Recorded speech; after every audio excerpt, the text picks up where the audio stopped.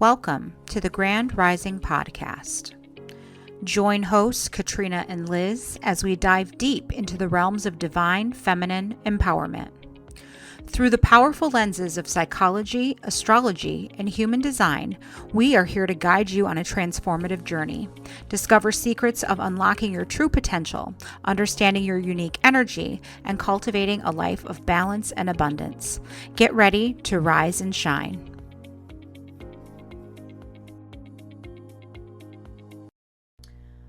Welcome back to the Grand Rising Podcast. My name is Liz, and I am here with my dear friend and co-host Katrina, and we are here to talk about the sign of Aries. So as this podcast comes out, we will be entering Aries season, so we thought it was a great time to talk about Aries. And so we're going to kind of start out with an overview. Aries runs from about the 20th-ish of March to about the 20th of April. It kind of varies depending on the year. It is a cardinal fire sign ruled by Mars, symbolized by the ram. And if you look at the glyph of the ram, I always look at it as it's like one coming into many, because it's a very individual sign. So Katrina, why don't you tell us what you think of when you think of Aries? Aries energy is an enigma for me. I've said it before. My ex-husband had a lot of Aries, and so I hated Aries. This is before my professional astrology understanding. Right.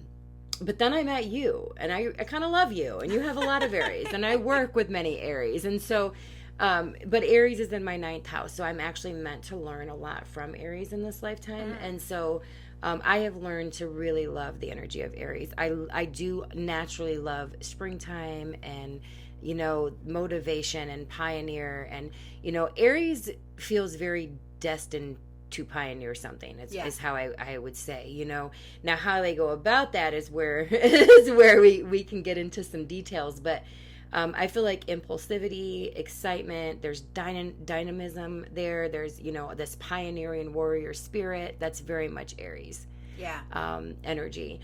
Some of the myths around it, we can go back to Samir. Aries, the ram represented fertility, and this was a time when life force was renewed. Which makes sense. And you can go back to 3500 BCE and find a cylinder seal, and it has 2 rams, and they're kind of standing on a mound, and from the mound rises this double-headed serpent, and then between the rams is the flower growing, and on their backs is an eagle. And so the scene on this seal really depicts the cycle of life and renewal through death. And if you think about it, it makes sense, because in Pisces we're kind of dying and ending, and in Aries we're kind of renewing, right? So the rams in the seal really look like they're going to eat the flower, right? And then the serpent is going to bite the rams, and then the eagle kind of pounces from above. And so we will note that often on this podcast, we have talked about this often, all the symbols relate to ancient goddess cultures. Yes. So when you go back to this particular seal that I'm talking about, that's what that comes from. But from the beginning, the fertility of the earth came from the mother goddesses, and this has evolved into the inclusion of a male consort. And so Aries is not only known as the ram, but also the ewe. And so this represented the goddess and her son or her consort. And how male virility and fertility worked in favor of the goddess and in harmony with her cycles of life. And how this was achieved was through an annual ritual of sacred marriage. Now, they don't know if that was actual marriage that took place or whatever, but there was this sacred marriage which took place in spring or in Aries season. And it was really about uniting the goddess with the king to ensure the fertility of the land. Right. And on the surface, you might wonder, what does fertility and the continuation of life have to do with killing and death, right? But in these ancient cultures, blood was the source of life. Right? So the spilling of blood in war was fertilizing the land with this mass sacrifice to appease the god. You talk about Aries being ruled by Mars, the planet of war. Right. Excuse me. But if you want abundance, really something in this mindset, something has to be given or sacrificed. in return for that. And so you can think of Aries season as the time to sacrifice pieces of your own identity that are no longer fitting or that no longer serve you. In Egypt, Aries is actually associated with the god Amun-Ra and his consort Amunet, and together they represent the kind of life force of the universe. And Amun was depicted as the primeval creator and symbol of creative power, and his name actually means the hidden one. And so he is the force behind the invisible wind, and he is also named he who abides in all things. So all Egyptian gods were basically understood to have aspects of this one god, right. Amun. And they represent this kind of... comes from. Yeah, it's where Amen comes from, yep. And so Amun and Amunet represent this kind of dual nature that embodies the masculine and feminine sides of creation. And so he is self-creating and can take on many forms. And the Ra actually comes from the new kingdom where Amun was synchronized into the sun god Ra. And so later it became Amun-Ra, and he's depicted with a ram's head. And in this form, he speaks to fertility and the regeneration of life that kind of comes in the springtime. And then the last one I'll talk about, well, there's two. So this one, we get to Greece, and Aries evolves again, right? Shepherd kings were given the right to kind of rule by the goddess. However, the goddess was sidelined by the rise of the sun and sky gods. And so the ram became the symbol of male power, wealth, and prosperity, right? And so the Greeks associated Amun with Zeus, the king of the gods and the ruler of thunder and lightning and storms. He has this sort of phallic power and was always on the hunt for new erotic conquests, which is why they say Mars represents our erotic passions and our sexual inclinations as well. And it's where we start to kind of understand the visionary side of Aries, which is actually not really all about war. In The Astrology of Fate, a book by Liz Green, she talks about how she has seen more Aries types who are dedicated to mental and spiritual enlightenment than the traditional, Arians who love supposedly physical combat. Because, people don't necessarily associate Aries with spirituality, but they're actually a very spiritual sign. Very. Because it's fire. Fire is very spiritual. Absolutely. And so there's another story, just real quick, that's related to a golden ram who rescued the king's twins from certain death after their stepmother tried to have them sacrificed. And so the ram carried the children on its back. One did fall off and die in the sea, the sister. But the surviving brother sacrificed the ram to Zeus in gratitude. And it was then that a golden fleece was hung in the sacred grove. Again, the goddess was associated with the sacred grove, but it was guarded by a dragon or serpent. And the importance of the golden fleece was Jason and the Argonauts, if I'm pronouncing that right. But it speaks to this kind of mission that they said would be impossible, where he was to retrieve the golden fleece. And this goes back again to Liz Green, where she notes that this particular quest symbolized the need that Aries has to claim their individual identity by killing the negative father. And so it's about claiming sovereignty over your own life and building your own inner authority when we're dealing with Aries. Aries does come first in the zodiac right after we end in Pisces. And so this archetype of the terrible father sort of speaks to extreme control and oppression. And so the myth of the golden fleece really speaks to how new life overthrows old order. And so Jason has to overcome the negative father or king to establish his own sovereignty, which really is, to me, when you think about it, it's when you're talking about killing the old king, the Pisces, right, to now we're in our individual authority. So not obviously literal death, but the golden fleece symbolized the true father or the inner spiritual values. And so gold was associated with the idea of this incorruptible eternal life, which also provides us a connection to Amun, that again, the self-creating ever-present life force informing all things. So how did Jason do on the quest? Not so great. In shadow Aries fashion, Jason actually became very impulsive and just wanted to be a hero. Look at me, look what I'm doing. And so he lost Aries. Yeah. So he basically lost sight of the mission's true purpose, and he does everything wrong, right? He gets himself in trouble, and he ends up only being able to succeed with his wife Medea's help. And then after that, he goes home, dumps her for another woman. Oh, how nice. And of course, she doesn't accept that. She goes a little bit crazy, and she kills their kids and his new bride. She comes as this kind of symbol of his unconscious, feminine side or soul. And he dumped her because obviously he grew bored. Aries can get very bored. We'll get into that. And this can reveal to us the kind of shadow side of Aries. They can have this tendency to forget that the world doesn't revolve around them and that boredom is all that's left without war. And so he dumps her. He wants a queen more adaptable to his new station as king. And so here he had overthrown the old order, but he wanted to kind of seize collective power. And so in doing so, he denied his own soul. And that's the shadow side of Aries, where you do deny your own soul. But it's often true that you become what you fight against. And so he became the tyrants that he fought against. Okay. And to show that selling your soul is not worth it, he ends up old and impotent. All the meaning gone from his life. And later he dies from timber that falls on his head that came from his own rotted ship. But ultimately, Aries can easily get out of balance with their feminine, and they can undervalue and underestimate the power and importance of softness and grace. I love how you talked about, because the mythology is very fascinating, about how kind of because all of the themes are still the same, but in more modern sense.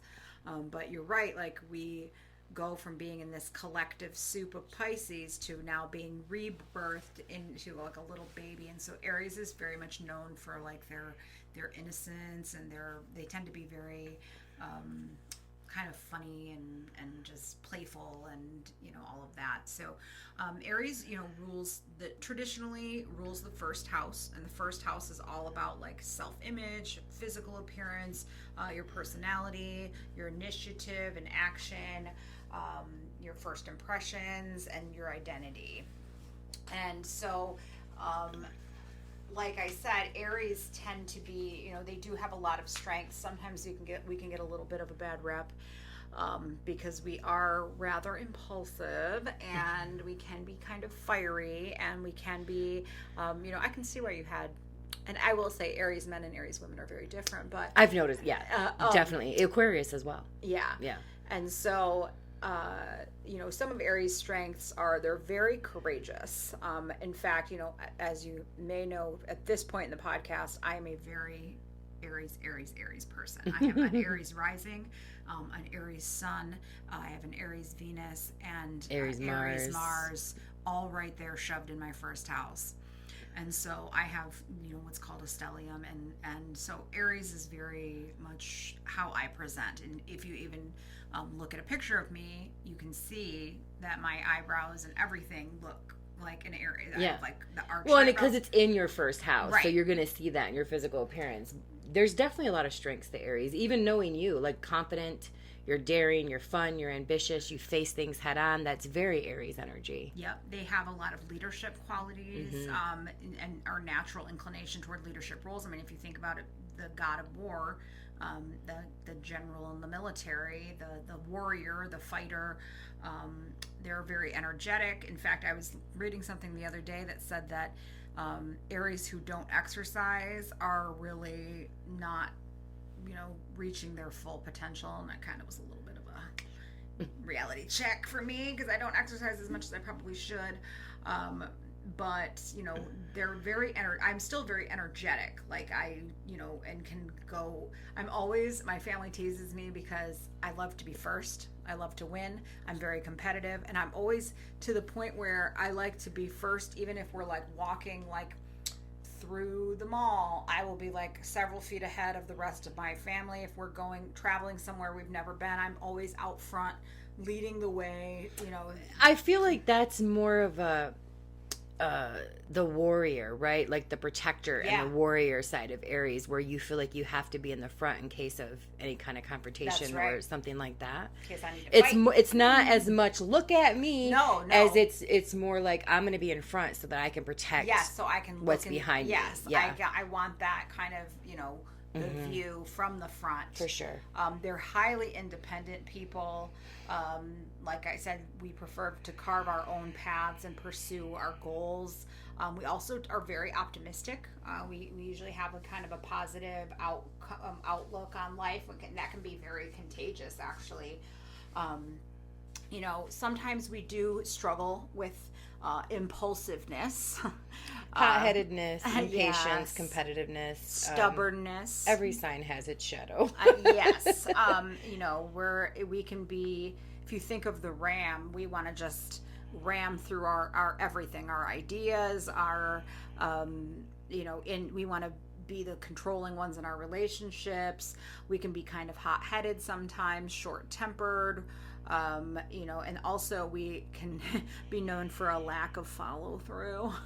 So we love to initiate and start things. Well, you're cardinal. Right. You're meant to initiate and start, right? Yeah. It's Taurus that's fixed next that needs to kind of help you maintain it. And I love my Taurus because he works on all of my visions where I will burn out on something like, when you talk about a fire sign, and then you think of like, the three fire signs are Aries, Leo, and Sagittarius. And whereas like Aries is like the spark, like it's like the first like glimpse of the fire, whereas Leo is like a bonfire, like it can get out of control pretty quickly. And then Sagittarius is more like the lantern that is like the guiding fire for people, that stays lit for a really long time and is more of just a more muted kind of fire. But so Aries is the spark. And Aries people are they're great leaders. They're great, they want their ideas to be championed, and so that puts them in leadership roles, I think. That's a good word for Aries, champion. Yeah, like very much so. Mm-hmm. Yeah, we love we are very, like I said, courageous. We are we can be fighters. We can be a little hot-headed, but it's all out of love. Like, it's not like malicious. It's just we feel we're very deeply spiritual people too. Mm-hmm. Like you said, I look at, when we get into some famous Aries, there are Aries that are very physically fit and active and athletes and all that kind of stuff, but it's more spiritual people, like you said, that are Aries is an extremely spiritual sign. It is. And, depending on where, obviously, it is in your chart, is going to be how it works for you in your relationships, career, personal growth, wherever it's at. And, of course, it's in your first house. So it's just operating in every aspect of your life. Whereas, like John, for instance, has Aries in the 7th house. So the Aries qualities for him show up in his partners more so than in himself. It's like the mirror for him because he's a Libra rising. Right. Me, it's the 9th house, so I'm a warrior for whatever I believe in that moment. And believe me, I have been a warrior for beliefs that do not align throughout my life. And I have had to learn with that Aries energy, and maybe that's part of what it's meant to teach me, is to just slow down a minute, because that spark, right, in my house of philosophy and faith and ideas, and it's like I get a spark and I just run with that shit, And so I've had to learn and that's my midheaven, so I'm known for that. Like, it's something I've done very publicly, that I've had to work through shame over, because I was very religious and Christian and put that out there, and then I was very atheist and I was a warrior for atheism, and so by the time, I'm so grateful that by the time I found like astrology and stuff, I had learned enough about myself to realize I was like that. And so I didn't go off the deep end. I was like, no, I'm just going to kind of spend some time with it, get to know it, see what, and of course years later I'm still doing it. So that's kind of weird how it worked out. But yeah, Aries energy can be very in your face, and it comes from excitement. It doesn't come from this like desire to dominate the way that people think it does. It really just comes from genuine excitement. Genuine spark of passion. We're very exciting and very like life of the party kind of people. Like, we're people love to come and get warm by our fire that we give off, and so because it's fun, it's, I think of it as like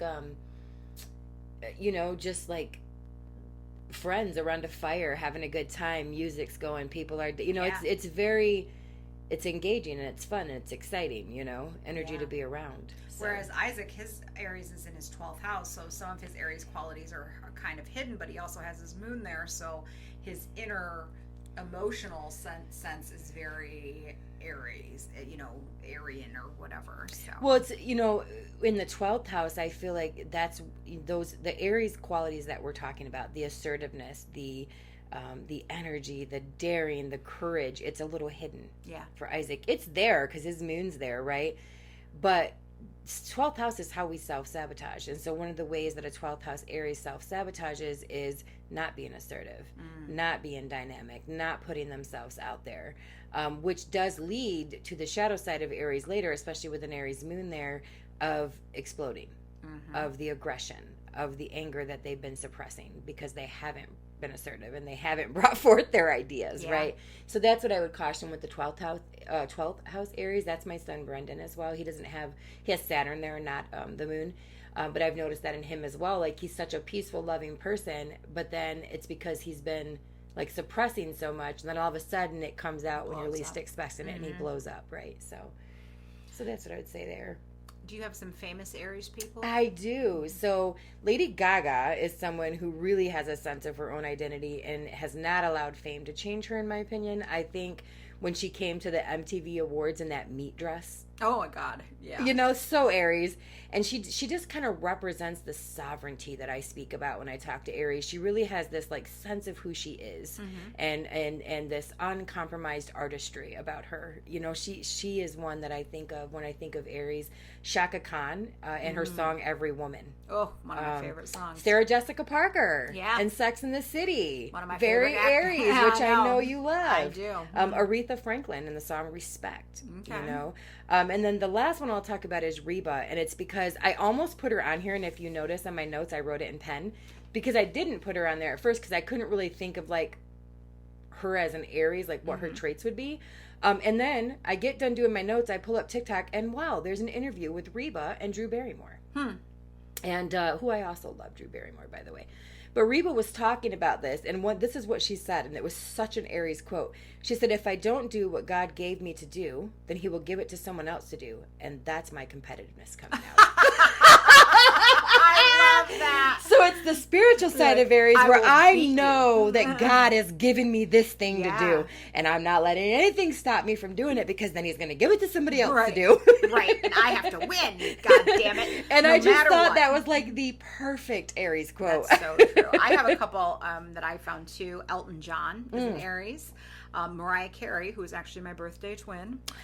Me and her and Quentin Tarantino are all born on the 27th of March, as well as Fergie, the singer from the Black Eyed Peas, is also born on the 27th of March. Leonardo da Vinci and also Vincent van Gogh are both Aries. So, you know, they were, you know, in their time, very revolutionary in their artistry, and were putting out you know, different art that was, you know, at first considered not good and is now still revered. And of course, Leonardo da Vinci was extremely spiritual as well. Mariah Carey's a good example of how Aries get undeserved hate. Oh yeah, she's gotten a lot of undeserved hate in her life just for being who she is. We're used to that. Aries, I mean, because the fire can burn you just as much as it can warm you. And confidence, I think, you know, people want to be confident, and Aries is almost like naturally in a way confident, or at least expresses that way, especially if it's in one of the good houses. And people are intimidated, I think, by that. Definitely. You know, and like you said, you put yourself out there, these are famous people. You're going to get judged. Yep. You know, and so yeah, just in Aries, I would say some signs are going to get more judged than others, and Aries would be one of them, just because they're outspoken and because they're who they are and confident and so forth. But so we're going to go into a little bit of the human design in Aries.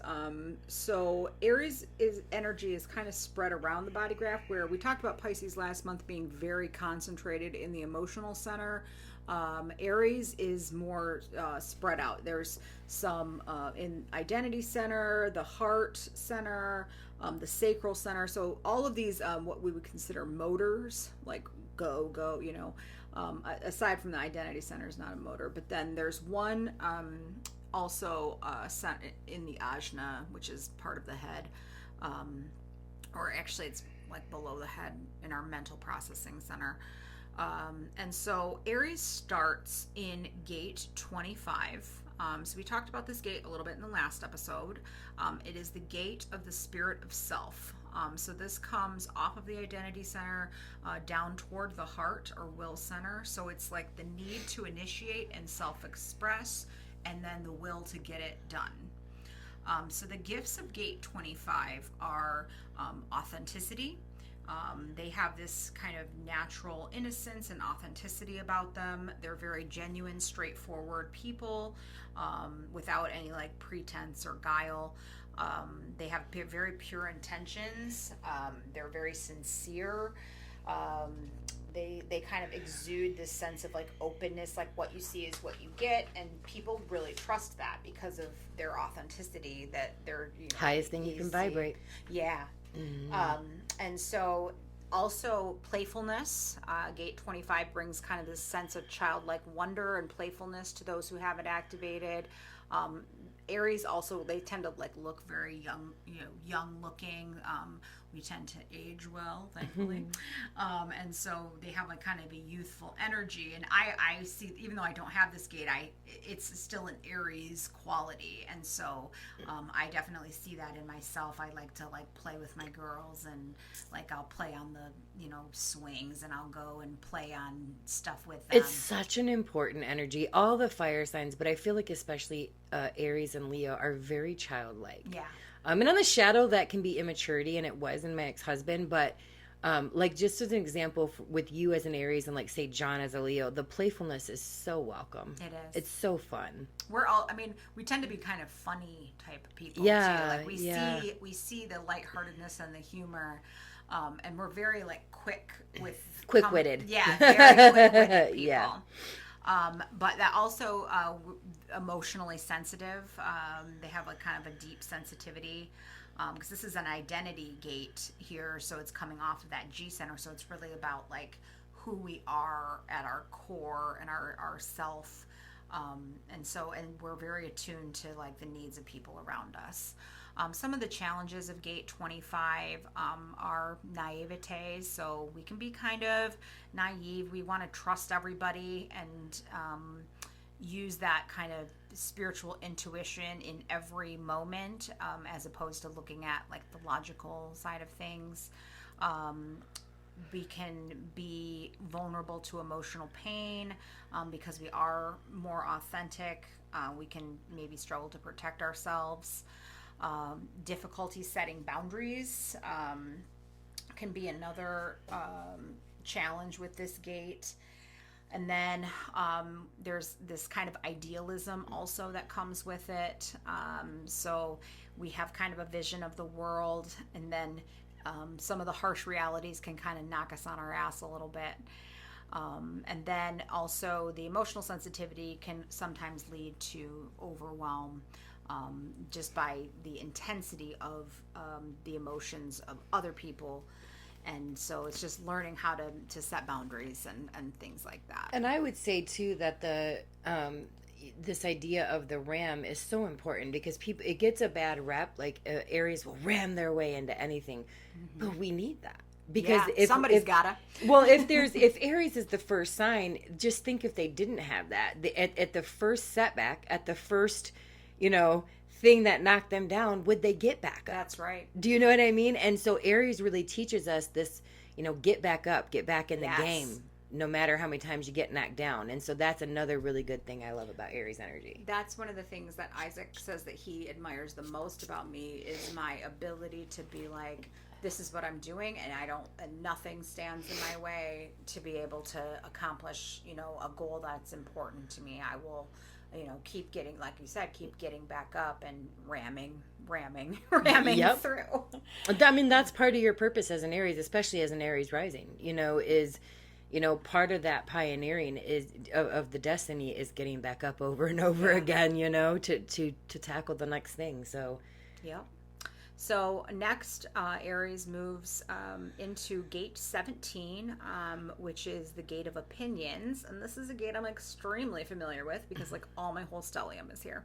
And so, and it's my conscious sun. So it's like how I actually like present kind of. So basically we have an opinion about everything and right or wrong. We're going to share it. And it's a very logical gate. So we like to seek logic, and so if things come across as too out there, we will immediately reject in favor of what is more logical. Some of the gifts of gate 17 include articulation, like we can be very articulate people. We have a natural gift for expressing ourselves verbally. which kind of can get clouded a little bit by my Pisces Mercury, but we have a natural persuasiveness to us. I don't think that muddles you as much as you think it does. Maybe that's just my own. That's the Pisces Mercury is being. I think it mutes you enough to where you do say what's on your mind. You do say, but it's never been, for me anyway, in a way that I've taken offense to it. Yeah. So I feel like it actually aids you and gifts you more than you realize. Well, but go ahead. I'm sorry. I didn't mean to interrupt you. No, I was just talking about persuasiveness, that we're we're like natural salespeople, people with this gate. And I am a salesperson in my real life. And I always have been, actually, even like in banking, that was like kind of my main job. And so it's really a knack for convincing others to see things from our perspective and to take action. We're very open-minded in a lot of ways. We're very adaptable people and receptive to new information because we want new things to form an opinion about. So we're like, if we learn, we'll go down like rabbit holes so that we can get to our opinion. You know what I mean? So even if it's something that is only mildly interesting, we want to know how we feel about it one way or another. And that's part of the gate 17. And definitely some leadership qualities, because effective communication is obviously essential for leadership.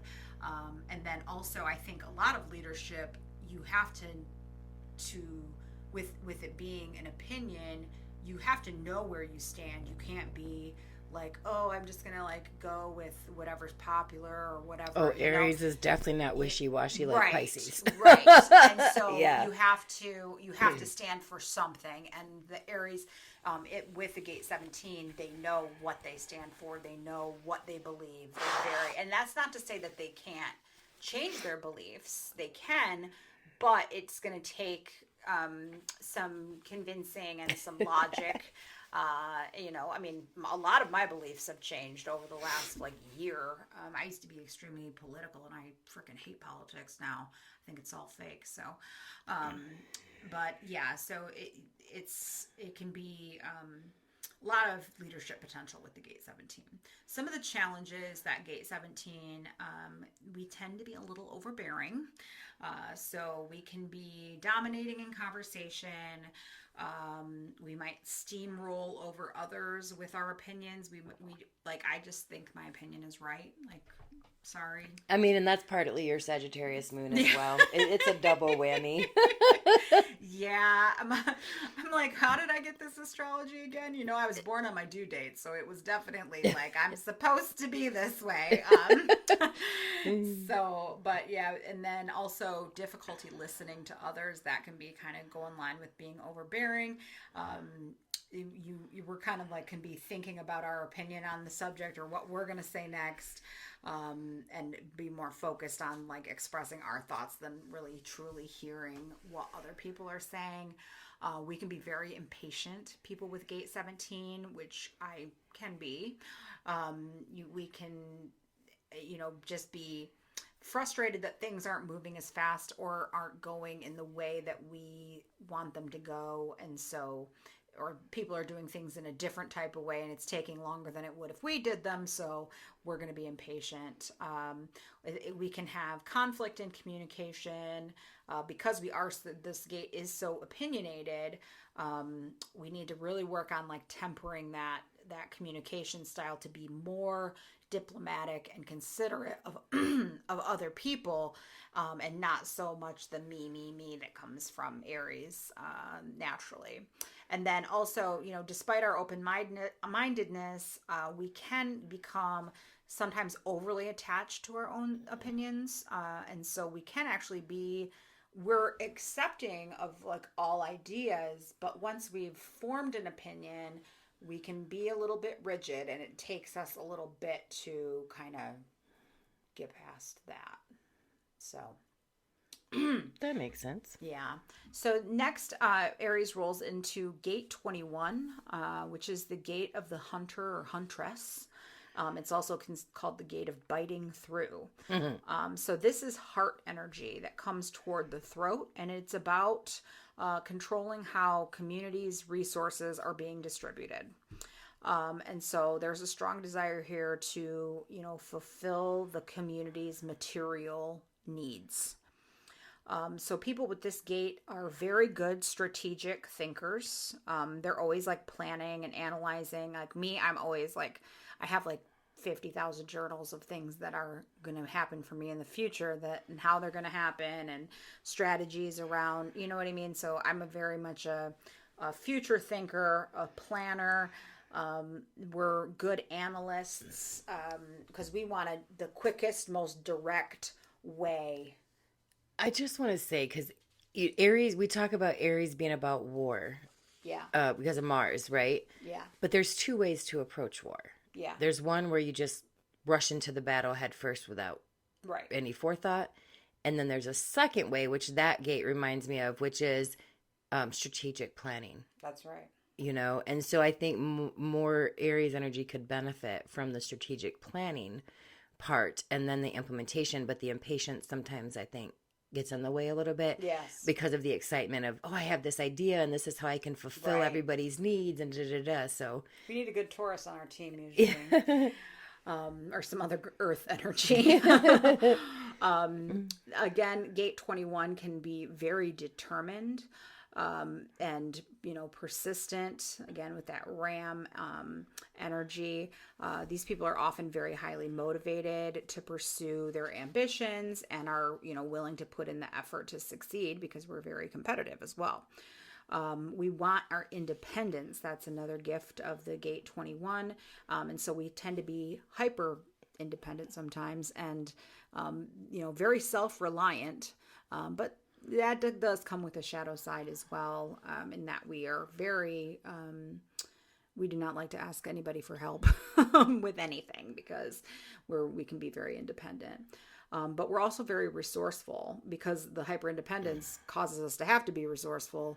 And because we need to figure out how to do things on our own. And so we're pretty skilled at finding like creative solutions and things like that. Some of the challenges of gate 21 are, again, and these challenges are kind of across all the gates, and it's kind of themed here, is just we can be a little bit overbearing, controlling, rigid, adapting to change, impatient. We have a difficulty of letting go of control, even in situations where it's beneficial to relinquish some power. Being Mars ruled, we don't necessarily like to give up our power once we get it. No, and it's going to depend too on like where Mars is in your chart, and yours is actually in Aries. Yeah, so my first house. So double whammy for you. But then like let's say there's an Aries rising who has like a Pisces Mars. Yeah. That's going to play out very differently. That's true. Right? So a lot of it's going to... Aries energy is pretty consistent across the board, but there are certain placements where... Right. It's all subject to your personal chart and how that's, and what, even in human design, what centers that's activating. What gates are activated, yeah. And then this could lead to stress and burnout. So it's, when we have such an ironclad grip on things, we can get really stressed when things aren't going and we have a hard time letting go. So whenever you're, wanting to control so much, it makes it even more apparent that you have little control over anything. And so that can be stressful and it can lead to burnout. And Aries wants to, manage and control everything. Well, we just, and me being a projector, I don't even have that kind of energy. So I really need to do more to let go sometimes. So moving next into gate 51, this is known as the gate of shock or the arousing. Again, this is heart energy and is about introducing shock to people through shocking actions, statements, and initiations. Such an Aries energy. And so some of the gifts of gate 51 are like innovation, inspiration, adaptability, and then like visionary thinking. So these people are they can be very inspirational. This is kind of brings the leadership, war kind of what would make you follow somebody into war or into a project or into, you know what I mean? That's kind of the gifts here. But again, we deal with, impulsivity and being restless and having difficulty with authority. And then also, we can be kind of risk takers.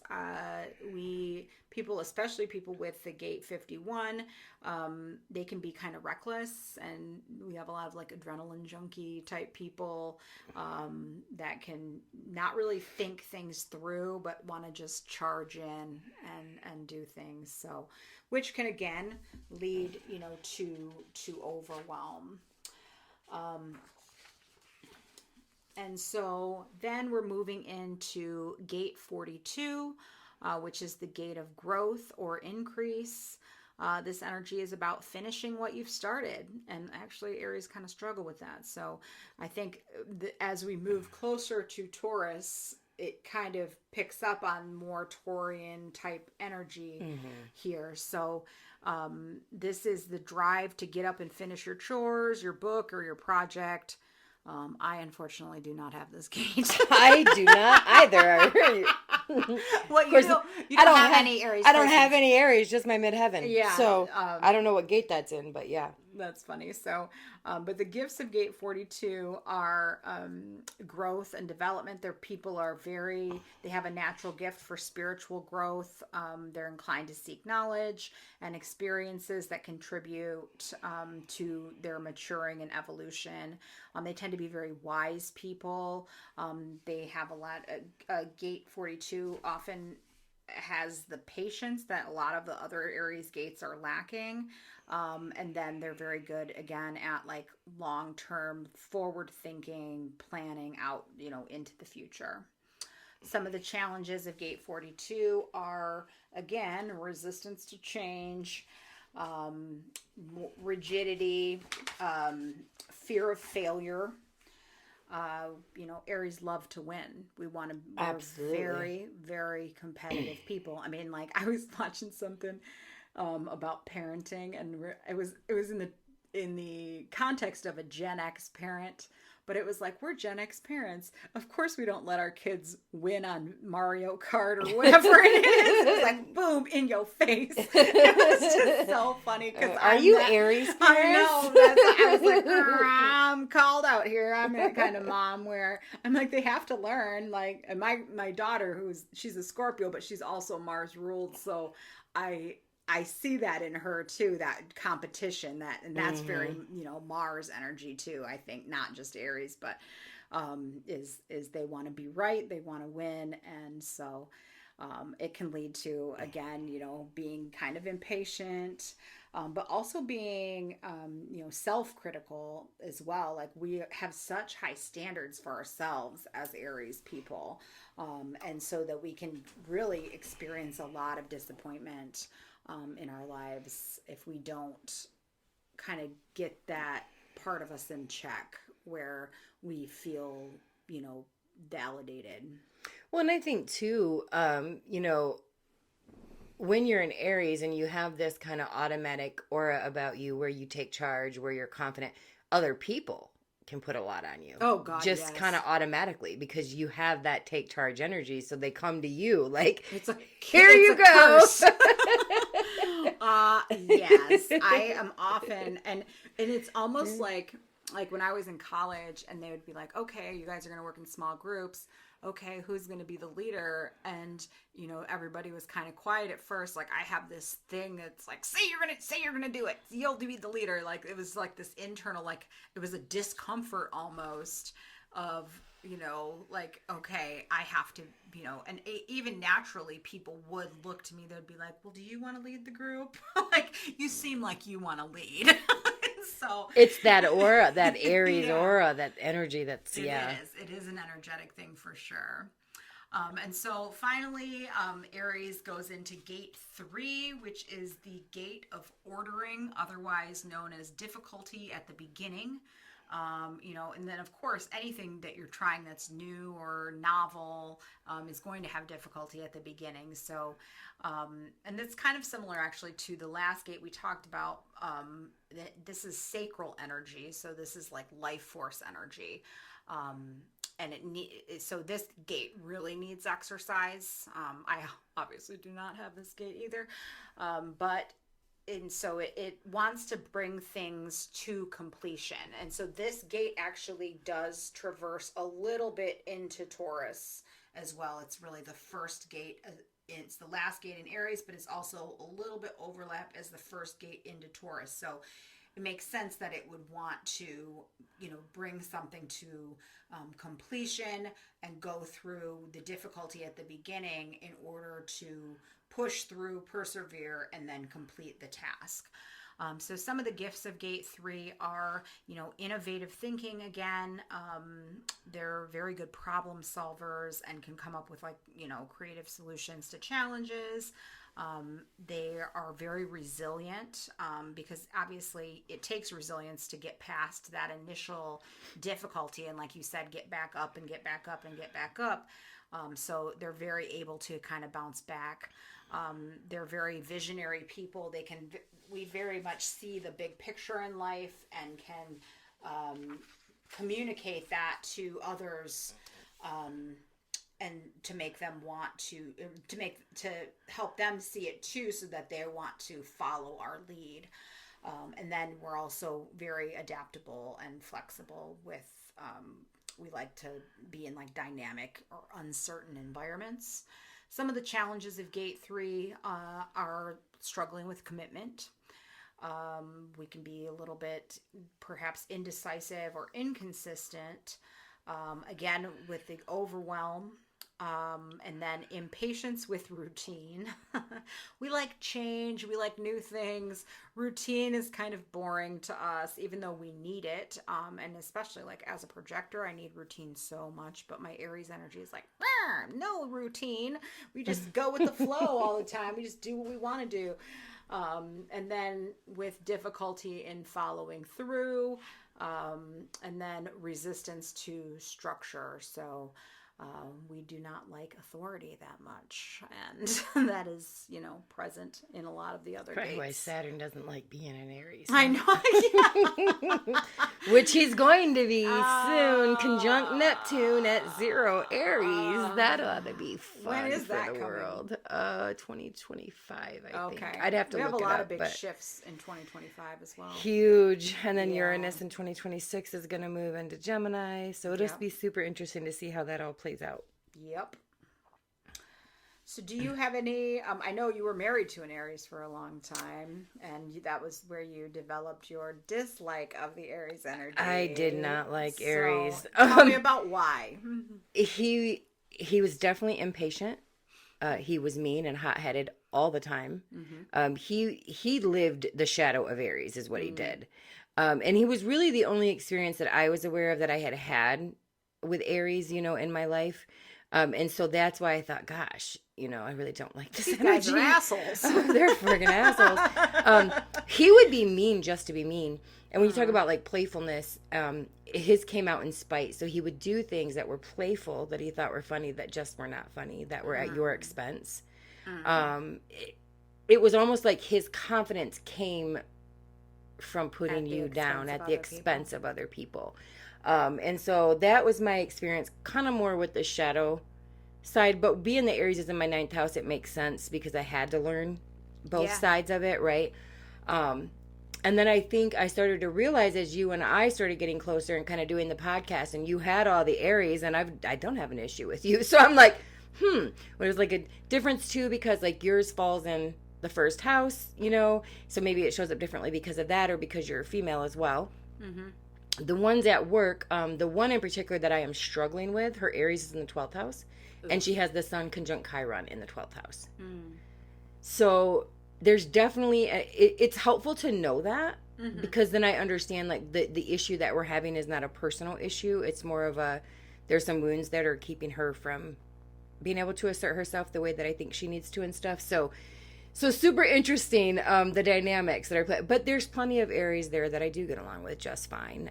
There's one girl in particular. She's actually a Leo rising Virgo moon like me, but she has an Aries sun, and some other Aries placements, and I get along just fine with her as well. So I think it's going to depend on where the Aries is in the person's chart, where it's falling in your chart. Like none of your stuff conjuncts my midheaven. His did. Ooh. So I don't know if that was sort of a different thing as well. So there's so many different things that go into the dynamics of what makes it compatible or not compatible, because typically Aquarius and Aries are going to get along. Heck yeah, it's a sextile. Yeah. It's air fueling the fire, right? So typically that would be the case. But then again, if the Aries is aspecting something else in your chart that isn't a harmonious aspect, then there's a lesson there, right? And that's true with any sign. But yeah, I would just say, my experience with Aries is I love the playfulness of the fire signs in general. I am not somebody, even though I'm a Leo rising and I have Jupiter there, and I don't have anything in Aries except my midheaven, and I don't have anything in Sagittarius except Neptune. So I'm not a very playful person by nature. I have Saturn conjunct the moon. I'm very serious all the time. I know you are. And so I love your playful energy and John's playful energy. It really gets me out of that that seriousness, But I don't like playfulness if it comes at the expense of other people. Right. If your playfulness is to put other people down and think that's a joke or that's funny, that's where you lose me a little bit, So again, it's just how the energy is displayed, because they're both playful, right? But your idea of playful and like John's idea of playful is very different than what Dan's was. But it's still both playful. Right. So these traits are coming out. So again, it's just going to depend on the Aries, look at where's Aries in your chart. So that will tell you what house the planets are falling in. And then you'll get a better idea of how that's going to affect you. But yeah, the Aries, he's really the only Aries other than, like I said, you and the people the women that I work with that are Aries that I've really had any long-term experience with. I love the confidence, the courageousness, the getting up over and over again, because in my 9th house, being the Aries is there, and I don't have anything in Aries, and Mars is ruling it from the 7th house. So I tend to just defer to everybody else and not want to get back up and do it, because I'll just let you do it, But so I love that inspiration that Aries brings to get back up and to get in the race and to be playful and to let things excite you, and it's okay to feel excited, and it's so I've learned to love Aries energy along the way, but it definitely took some work. Sometimes I feel like I'm too playful. Sometimes I want to make everything a joke or find, and that probably comes from a little bit of being more avoidant. Because that when things start to get emotional, I also want to make that a joke, and so make bring some light to heaviness, always. And so, that's something that I'm aware of, and so I try to monitor, myself a little bit. But I do like to be I was a little bit of a class clown in school, although I was very, dedicated to my studies, because I like to also be the number one. But I was also liked to make other people laugh, and that's been something that's kind of stuck with me. Aries is very much the class clown. Yes. It's very much class clown energy. I think back to school, and I don't know if the people that did that kind of behavior were Aries, obviously, but they were always fun, right? Like they disrupted the routine and the mundane and made you laugh, and so that's definitely a very fun part of it as well, that I can see with Aries. You're right. There's a time and a place, and I don't think everything should be turned into a joke. But there's people like me who turn everything into something serious and can't joke. So there's got to be, there's got to be a balance, right? Yeah, absolutely. The quick-wittedness, I would say, is sometimes it's funny and it's great, and then other times, like in Dan's case, he was quick-witted, but he was mean. There was a mean spirit behind everything that man did. It was almost like it was sadistic. That could have been from so many other factors as well. I don't know his human design. I don't, what other placements. He had an Aquarius moon, which can be very cold and detached as well. So, somebody who has Aries like you with a Sagittarius moon, it's going to play out a little differently. Right. You have fire inside and outside. So, again, it's just going to, I think the air in his moon fueled the fire in the wrong ways in his case. But again, where is it falling in your chart? Because like you don't have anything in my chart when I put yours over mine that's alarming. He did. His moon was conjunct my Mars. His Saturn was conjunct my ascendant. You know what I mean? So when it's one thing to talk about, how you would get along with an Aries or any sign, but again, it's going to depend on what other signs or what other planets they have and where they're falling in your charts. But there are some good basic guidelines. For sure. But yeah, I don't know. Do you have any experience with other Aries? Actually, my first husband was an Aries. Oh. And, he and I got along, but he had an issue with lying. And I don't know if that was because he didn't want to disappoint me, because I can be kind of a force to be reckoned with, or I don't know what it was. But, he and I got along as far as like on the day-to-day fairly well, but ultimately our relationship ended because there was some just major things that he wasn't honest with me about, and I didn't feel like we were moving in the same direction, I guess, in life, and being the goal-oriented person that I am, I needed somebody. But he was more he was born a little bit earlier in March than me, so right after. So, and I haven't even done his chart to know where his moon is or anything. So there could have been, like you said, different things that into play. All of my friends actually are either like that I'm super close to, are either fire or air signs. Yeah, that makes sense. So my good friend in Arizona, Mita, is an Aries, and she and I are very much where she's a projector as well. Obviously, you're an air sign. I have lots of Sagittarius friends. I have a lot of Sagittarius friends too, which I found fascinating because the only thing I have there is Neptune. Yeah, so it's that air and fire that loves each other. Yeah, so, true. So my one of my favorite uncles is an Aries, and he and I get along fabulously. That's the one I went to France to visit, and so, but that's kind of the extent of. I always get along with other Aries, though. We kind of get each other, and so it's some of the maybe not so nice qualities or the challenging aspects of Aries we are more understanding of, and so we can kind of take things with a grain of salt. Like, I've been told that I can be kind of mean sometimes too. I can just be, and it's more sarcastic, or like, why don't you see things as easily as I do? Probably several years ago, if you and I would have the conversations that we're having now, I can see where I might have thought, oh, that's kind of mean. Mm-hmm.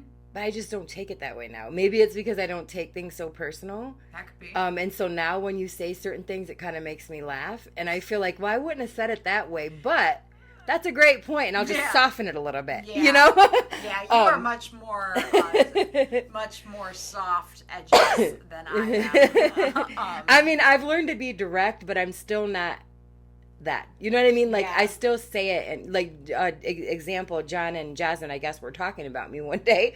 I don't know, so I got brought up in conversation, and she's like, John said that one of the things he loves about you is that you're not afraid to say anything, but you're really careful with how you say it. Like, you're not mean about it, you're not, self-righteous about it, you're not, but I don't have those placements to make me that way, right? I have like earth and air. Do you know what I mean? So there's no spitfire in me. I have fire, and then some fire.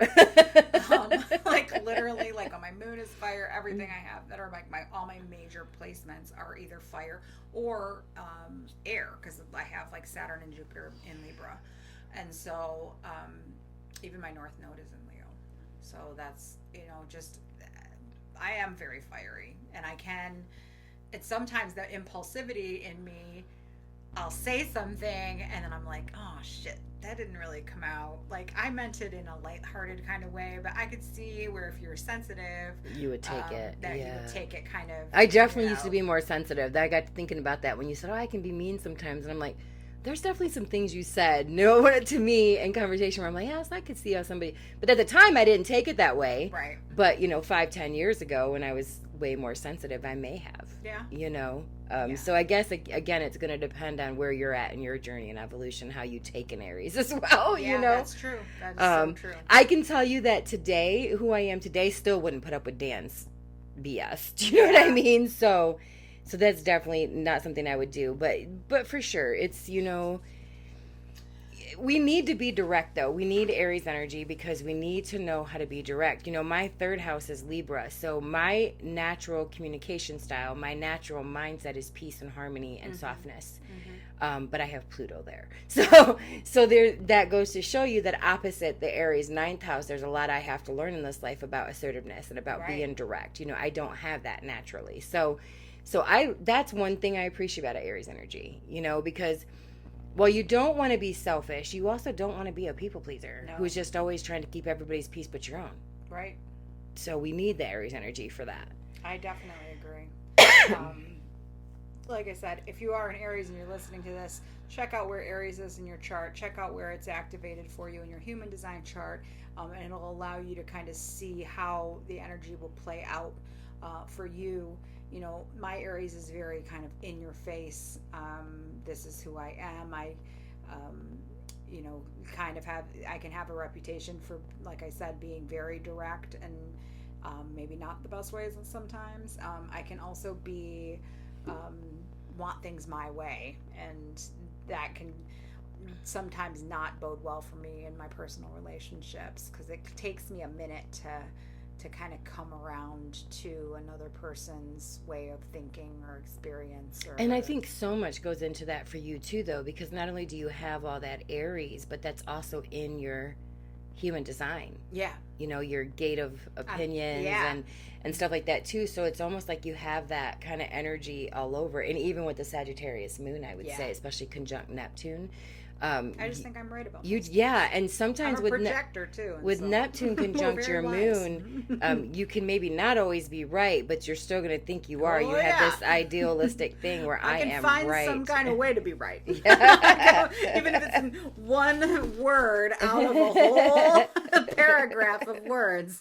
I was right about that at least. But we can be very competitive, but like in a fun way though. And like I said, I love to have fun. I love to joke and to laugh and to watch funny movies and I'm very childlike in a lot of ways. And I love that about myself. Like it's something you should love about yourself, for sure. And so as far as compatibility goes, I think we kind of already mentioned this, but fire loves air. And so if you think about air fueling fire, so Aries are going to be very compatible with Geminis, although I was with Gemini and I mean, we were compatible, but there was some there was a lot, too much air on the fire. But it was going to put it out. It was too windy. It was creating it into a raging forest fire. But then, we get along with other fire signs. So we get along great with Leos, great with Sagittarius, and then we also get along great with Geminis. And Aquarius. Libra's in opposition, so that one's a little more tricky. True. I would, Leo and Sagittarius is a trine, so those are going to always probably be easy, really lovely connections for you as an Aries. But, and so in Gemini and Aquarius too, again, I don't know your ex, but that was a Gemini. There could have been other things going on in the chart, I'm sure. But typically, Gemini and Aquarius are great for Aries as well. There's a sextile there, so there's a beneficial aspect to the relationship. Oh, yeah, we were like best friends. Yeah. It was actually more, I think, platonic than that's what it evolved into. It wasn't as romantic as what I wanted it to be. And so we could have been great and friends, and we were, got along really well. We're both, we're funny and had that kind of wanting to laugh, joke all the time. So that's very Gemini as well. Yeah, Gemini loves to have a good time. That's my stepdaughter has. Yeah, we did a little too much partying. Yeah. That was another thing that was kind of my girl has a new moon in Gemini in her chart. She has her sun, moon, Mercury, all that in Gemini. So she is so fun and so social and so bubbly. Yeah. And I love it. So Aries gets along really good with Gemini and Aquarius. You're my only Aquarius friend, though, I think. Am I? What am I? I actually have a lot of Pisces friends too, which is kind of interesting. Yeah, but Pisces has a lot to teach you about your subconscious stuff, because that would fall in your 12th house. So there's something about being associated with the Pisces that would make you learn something about yourself and your own empathy or lack of empathy or whatever the case may be. We're talking about Pisces qualities. And I would say maybe the most tense energy is going to be earth signs for Aries. So Virgo, Capricorn, and Taurus. My husband. Can be difficult. Yeah. You know? Scorched earth. Yeah. Yeah. So, whereas, like you said, you loved Isaac's Taurus because it takes your stuff and grounds it. But but he has an Aries moon, though. So. He does, which falls in your first house, which is great for a romantic partnership. Yeah. And all your Aries falls in his 12th house, which that's a whole another thing we could get into. But the idea is, so Taurus is very fixed and rigid, and Aries is very impulsive and now. And so that's where the disconnect comes in. He'll be like, you have to understand, I'm a prepper, okay? Like, I like to prepare everything. Like, when we're doing house projects, like, say we're painting. Before we know it, I'm down there, paint can open with the brush, like, starting to paint. And he's like, hey, hold on. You haven't laid down any drop cloth. You haven't, like, taped anything off. You haven't done anything to get prepared for this. Like, is he like that with, like, fun and pleasure as well? Like the fun things you do they have to be planned? Not always. I wonder about that because he has that Virgo 5th house. So yes, he does like a plan. The guy likes to plan. He likes to prepare. He just and that partially is his human design. He's a one line. And one lines love to plan things and love to know enough. I have a one line, don't I? Things. But I don't feel like I prepare at all. I'm terrible at it. I am so awful with preparedness. It's ridiculous. But I feel like you are more organized and plan more than you think you do. Maybe. Probably because I have the Virgo. Right. So maybe I don't like it, but I do it anyway. Right. Yeah. But yeah, I feel like, as far as compatibility, that's what I would say. And then, of course, Libra, like I said, is the opposition. So Libra is here to teach Aries. If you're an Aries and you have Libras in your life, they're here to teach you to soften up a little bit. Yeah. You don't want to fall into the people pleasing. So you have a lot to teach them as well. It's an opposition. So there's a mirror for each other. Yep. And so you mirror to the Libra how to be more assertive and set boundaries. And they mirror for you where you can kind of back off a little bit and compromise, and you don't have to be so competitive all the time. Let's collaborate a little bit. Right. So it's not that it's a bad synastry, right, or compatibility. It's just different in the fact that there's a mirror going back and forth there. That's right. So all right, well, I think that just kind of brings us to the end of Aries. And there's lots of great things about Aries. If you're in a relationship with an Aries or you love an Aries, just know that they have big hearts, and they do things for the most part, unless they're expressing that shadow side, like you said, out of love, and their impulsivity can get them into trouble sometimes. They might say things that they don't necessarily mean, or that come off, kind of differently than they intended. So just give them a little grace, and because they are really a lot of fun, and they're great at getting things going and getting things started and initiating, and so that's really one of our biggest strengths. If you love to be inspired and motivated, get you an Aries. Yeah. Because I have a hard time inspiring and motivating myself sometimes. And like you'll say something, or even John, like fire signs in general are so good at motivating and inspiring. I love fire energy. Fire energy is great. And my last thing I'll say is just really my advice for Aries is to understand the difference between confidence and cockiness, the difference between when war is necessary and when it's maybe feeding the narrative of the Matrix. And that there's a time for stillness. It is in collaboration that we find success, right? But also Libra's cooperativeness without Aries sovereignty will lead to people pleasing and becoming a doormat. So there's a balance to be reached in that, right? You don't want to. I would never tell an Aries to give up their assertiveness, because I think we should all tell me to die. Right. I think we should all be assertive. But I feel like the competitiveness is what they want from us. That's at the true. top, and so I would just encourage. We have a way to make everything a competition. Right. And so I would encourage you to save the competition for where it's absolutely necessary. Yeah. And then other areas where you can maybe be a little more cooperative, be a little more cooperative. But we definitely need the assertiveness of Aries. Yeah. Going to dinner or what you're going to eat doesn't need to be a competition. No, no. Yeah. There are definitely times, though. I mean, Aries energy reminds me of that quote. What is it about? You have to stand for something or you'll fall for anything. Yeah, that's for sure. So you definitely have to stand up sometimes and be competitive and be heard. And so this energy is very great for that. So awesome. Well, our next episode, we are going to do, I think we're going to do our first reading for somebody. So we already had somebody that made a comment. We are still doing the drawing where if you make a comment on the podcast, please, we would love to hear from you, and we will put you in the drawing to get a free reading for both your astrology and human design. We will be reaching out to the person that won the drawing, and we're going to get with them and get their birth information so that we can do a live reading of their astrology and their human design on our next episode. So as always, thank you so much for listening. If you like this podcast, we encourage you to like, subscribe, share, share it with people that you think might benefit from this. And then, like I said, leave us a comment and you will get entered into a drawing for a free reading.